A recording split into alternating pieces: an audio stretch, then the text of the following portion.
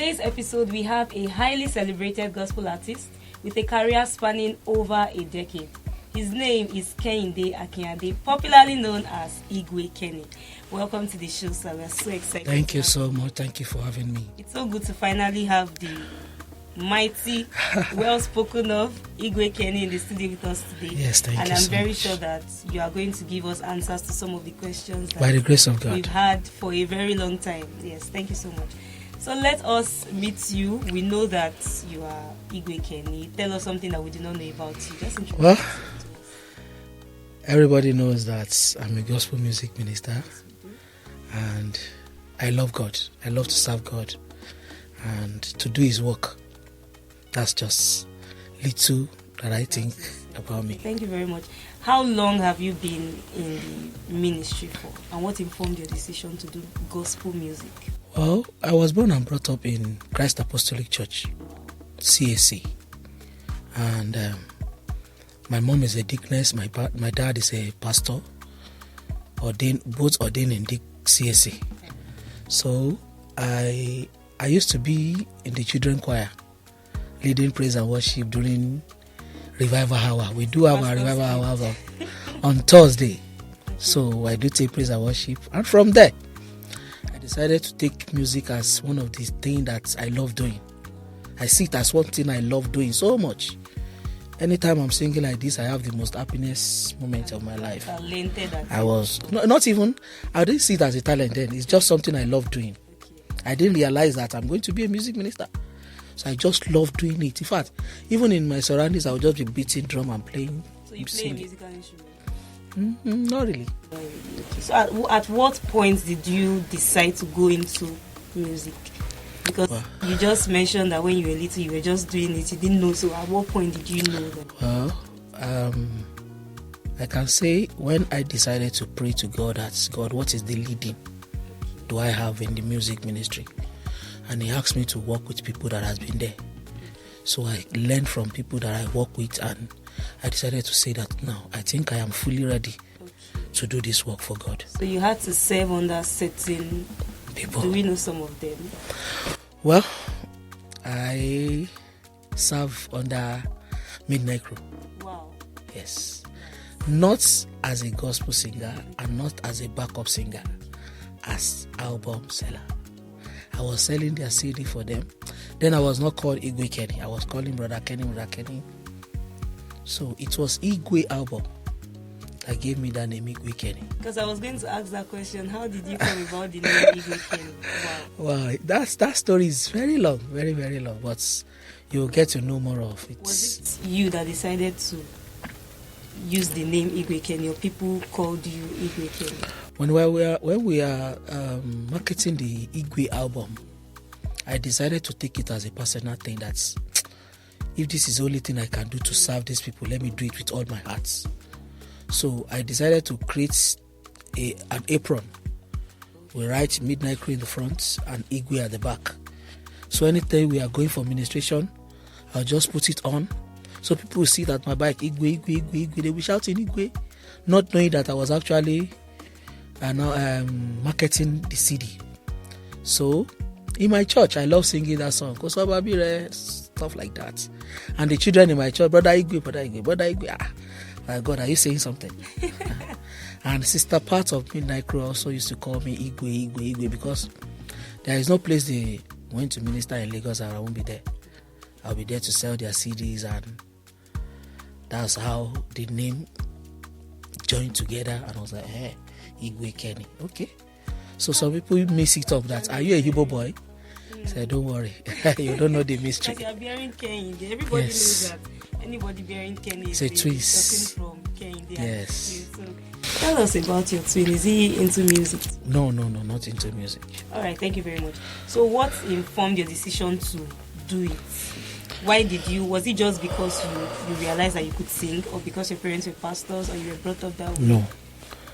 It was when I started working with Midnight Crew, and I used to pray a prayer that any time we have opportunity to minister in any church, I'll just pray, God, when my time comes, the grace that found Midnight Crew on this altar let that grace found me. So I used to pray that prayer very well because I have seen a trace that I was calling to this music ministry. Wow, thank you very much. So let's start from there. What do you think that certain people who are not called into the music ministry but really want to use their voices to glorify God, do you think that they can go ahead and get into the ministry? Do they need to get a call from God to do it? Can they decide to do gospel music? Well, we have a lot of people that are talented. Yes. We call it talent. I have a talent to sing. So yours might be for gospel, yours might be for secular. But if you are choosing gospel, you have to have the leading of God. And one, show me who you serve. You have to undergo the place of service. You can't just say, because I know how to sing, I want to come out as a gospel singer. You have to bow down for some people that are there. Okay, Dad, this person, I'm looking up to this person, I want to be like this person. Okay, let me try to serve, or let me back up for someone that is there. So that at least it will help you whenever you are coming out on your own to get experience. That's it. Because there's been a lot of controversy about people that just have the talent and they say, oh well, I have the talent, I really want to sing and I don't want to do secular music. I really want to glorify God with my voice, so let me just write gospel songs and sing. And then the people who are already in the ministry, some of them are of the opinion that you do not just, they feel like it's people calling themselves into the ministry. We have a lot of people that call themselves. We have a lot. And another thing is that if you have voice like that, in your local church, are you serving there? If you don't serve in your local church and you want to come out as a gospel singer, they will trace you where you are coming from. So there should be a place you are serving, even in your local church.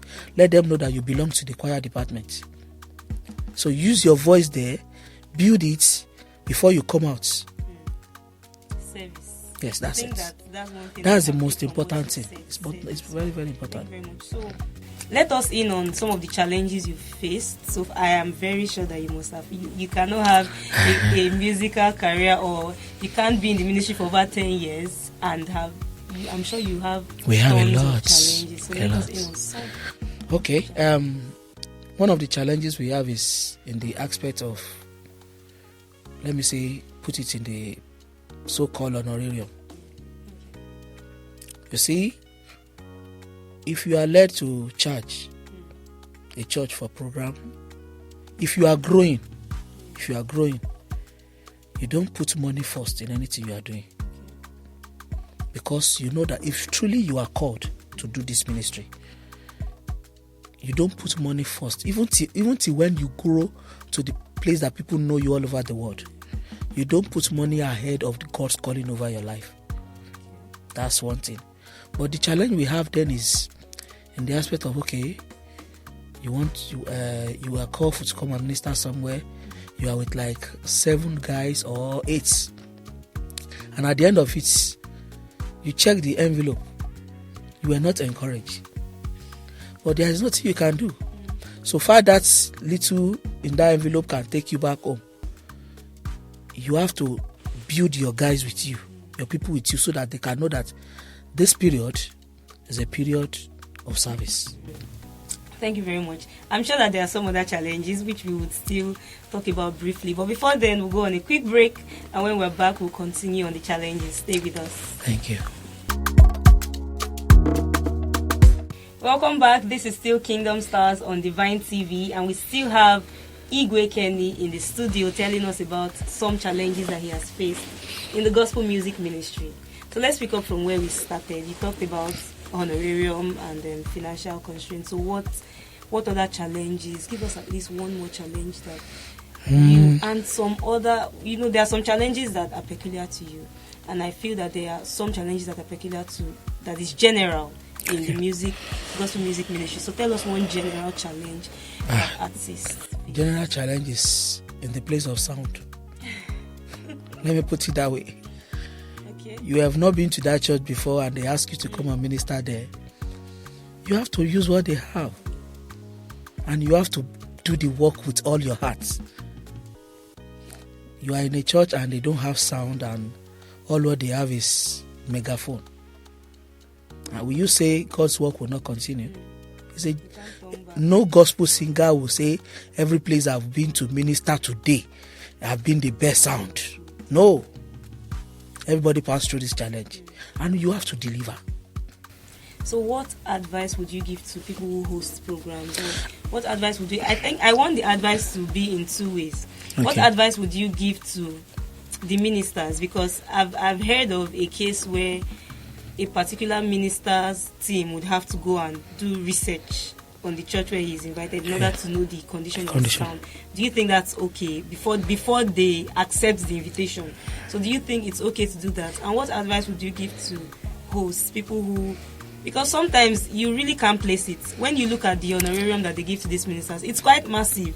And then it feels as though they can't fix their sound. So what advice would you give to these churches and then to the minister? To the minister, let me put it this way. To the minister, if you are to go and check the church sound before you minister, before you accept an invitation, then you are fine. Your voice is your selling point. Your voice, if your voice cracked together, and another is your instrument. But once there are other ways to go about it. Once you check, the only thing, okay, fine, please help us put one or those two things in place. Since you are and any church that knows that they are bringing up any ministers to minister in their church, they should be able to the standard, to build the standard at which the person can be confident to sing. And for church too, my advice is just that if you are coming up with any program, just know that at least build your sound to some level. Don't just call any sound engineer to come and set sound for you. You just sit down. Help me call. We used to call them Baba Mukaila. Help me call that brother. Just come and check. The thing is too low. No, it's not done like that. Get a professional, and let them. Even if your sound is not many, there are engineers that when they handle those sounds, they will bring out something. So that's it. So for ministers, I would just say, if we have challenges like that, we should try as much as possible to blend and do whatever we can do. That's just it. Okay, so thank you very much. I was going to ask the question of whether or not to charge, but you already mentioned something in that, like you really didn't go into it. I want you to delve deep into it. Do you think that gospel music ministers should charge? Because this particular issue has raised a lot of concerns online, where we had pastors and ministers talking about it some few weeks back on Instagram, people lashing one another, and I really just want you to talk about it. Do you think that gospel music ministers should charge a particular amount of money before they accept invitation? Well, for me, let me use my own as an example. I'm this kind of minister that I don't know how everybody got their calling. Mm-hmm. Some people see it as, this is my business. I don't have any business. If you cannot pay me, I won't come to your program. But I was passing through a church one time like that, and I was telling my guys that if this kind of church invites you, will you be able to go? They say, Igwe, you are the only one that will go. I say, that is low mentality. The Bible says, go into the world and preach the gospel. So those places are also part of the world that God asks us to go to. Those are the things. So if I am to charge church because I want to go and minister there, and at the end of it they could not meet up the charges, and I did not honor the invitation, I will be held responsible. Because by God, there are people there that God wants me to bless by me ministering to them. And the reason why most of these people charge is this. Our churches has turned it to a platform at which they want crowd. So they will go extra mile to pay that artist, because this is the amount he's collecting. He or she is collecting, let me pay him so that more crowd will come to our church. And when those crowd comes, there is no soul winning. The way they come, the way they go. So there is no thing attached to it. So what I believe is that when a church is inviting me, what is your budget? What is your budget? This is our budget. Sir, because of the distance, because of people that I'm coming with, can you help us do this? Not that you make it mandatory. That if you cannot, if this or nothing. So no, if you are doing that, you are making them feel that they don't have your money. You're already collecting your reward. That's especially if they were even going to pay you more before. There are some like that. That's okay. Let's assume that you charge a church 3 million naira, and at the end of it, the church was planning to give 5 million naira. They say, yes, can you imagine? So with that, I've been to a place to minister, and the church said this is what they have, and I said, okay, fine, no problem, I'll be coming. And I was there with my guys after the ministration. They gave me half of the money that we agreed on. They said they will send the rest. After stepping out of the church, a member of the church just woke up to me and he said, sir, wow, you blessed my soul. Your ministration was powerful. That was great. Please, can I have your account number? And the man gave me ×5 of what I budgeted to collect in that church. Till now, the church has not paid me by my balance. This is a very familiar story, because the reason why some gospel artists charge is because initially at the beginning of their ministry they were not charging. Yes. Some of them have come out to say that they've been abused. Yes, a lot like that, a lot. For granted. So how would you handle cases where you've been abused? But let me give this scenario as an example. If you go to a particular church and then you were abused like that, you came from a far distance and then you went home with a thank you, and then you have to pay your team yourself. If they invite you another time, what would be your response? Thank you. Sorry, I want to say Yoruba. Used to say, that says that says that if something happened to you the first time, try to avoid it the second time. If you are going the second time, once you reach an agreement, please let us have what we agreed on before we step out. That's actually a very that's it. Because you have done it in the past, which you have not settled till now, and you are calling me again to come. If you are calling me again to come, this is what you have. Okay, I am not charging you, but this is what you have. Okay, that what you have, send it to me, so that at least once I'm coming, I won't be waiting. And there are some churches that when you finish ministration, the old church member will be going, and you are still sitting down just to collect what you agree. Is an insult. So how do you deal with these insults? I know that this is not the only insults that gospel music ministers face. We've heard stories upon stories, and I recall a particular renowned pastor in Nigeria addressing this issue some months back. The video went viral on Instagram. I don't know if you saw it, and then he was saying you don't have a right. He was not literally, I'm not quoting him exactly the way he said it, but he was literally implying that you don't have a right to charge because some pastors like him do not charge, and then there's literally no difference between a gospel music minister and then pastors alone goes out, but music ministers.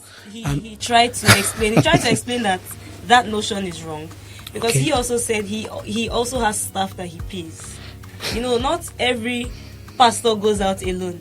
There's some pastors that go out with their personal assistants and then maybe some other people, you understand, stuff like that. So he was saying that you don't just say because you're a gospel music minister you have a team. The pastors equally. This story is story for another day. I feel like we should have a show for this particular issue to be trashed out, but we'll just stop there for now. We'll be going on a quick break, and when we're back, we'll continue on more questions for Igwe Kehinde. Stay with us. Welcome back. This is still Kingdom Stars on Divine TV. My name is Praise Shogbadi. Of course, I am still very much delighted to be your host. And we still have in the studio on this episode Igwe Kehinde. Before we went on a break, we were talking about whether or not gospel music ministers should charge, the challenges, how much gospel music ministers have been abused. And there's just so much to say on this particular issue. So we'll just move on to the next question. What do you think about ticketed gospel music concerts? There's been a lot of controversy on this too. What's your opinion? Well, what I would just say about that is everybody with different perspective. If you want to meet your audience there are ways of doing it. If you are led to do a concert and you want to sell a ticket, fine, you can go ahead. But most of these are not the leading of God. Let me put it that way. Okay. You are just doing it like, okay, fine, I want to build up my portfolio and that's it. If you are led to do a concert, what is the purpose of that concert? That's number one. The motive behind it. Is it to win souls or for people to dance? Is it for people to receive their blessing or to receive their healing while they are singing, while they are dancing? So, if your motive is wrong, then the concert is just for doing sake. So that's it. So if you are led to sell tickets, glory be to God. If you are like me, I don't know what might happen tomorrow. So that's it. Let me just put it that way. Okay, have there been any points in your career at all where you had regrets? A lot, sir. Okay. Imagine you going to a program and all what you have in your pocket is a token, and at the end of it, the church said, please drop your account number, and you'll be expecting an honorarium, and you tell your guys that don't worry, they will send it. First week, second week, third week, and at the end of it, you did not receive it. Your guys will thought you have received the money, and if they don't have trust in you.